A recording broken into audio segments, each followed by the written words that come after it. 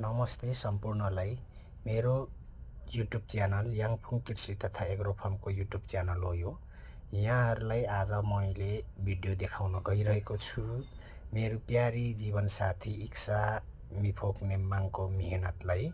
यहाँहरू अहिले तत्कालीन यहाँ चाहिँ खिरा काँक्रा उत्पादन भइरहेको छ भने अहिले बोडी सिमी र अर्को यो लहरे सिमी चाहिँ उत्पादन हुने तयारीमा छ। तर काम गर्ने मान्छेको अभावले गर्दा यहाँनिर थाङ्ग्रा दिन ढिलो भइराखेको छ, गोडमेलमा ढिलो भइराखेको छ। एकदमै एकजना मात्रै छन् काम गर्ने, त्यही पनि केटाकेटीहरूसँग। तर पनि यतिको मेहनत यतिको प्रयास गरेकोलाई अत्यन्तै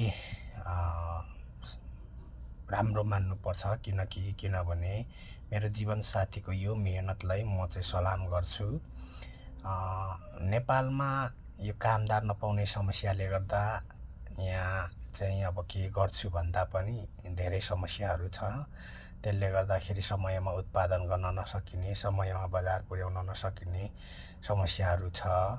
यहाँनिर अब तपाईँहरू देख्न सक्नुहुनेछ अब यो लोकल काँक्रा पनि छ। यहाँ लोकल काँक्रालाई पनि हामीले सकेसम्म वैशाख अन्तिमतिर उत्पादन गर्ने तयारीमा थियौँ, तर बिउ बिजन ढिलो पाइयो र थाङ्ग्रा पनि अलिकति ढिलो भयो र माथि चाहिँ एक पाटा चाहिँ मेरो टनेल हावाले उडाइदिएको छ। अब यसलाई चाहिँ मर्मत गर्न निकै खर्च पनि लाग्ने भएकोले गर्दा अहिले मर्मत भएको छैन। तर पनि यतिको बिरुवा स्वच्छ स्वास्थ्य आएको छ, यसलाई सन्तोषजनक मान्नुपर्छ।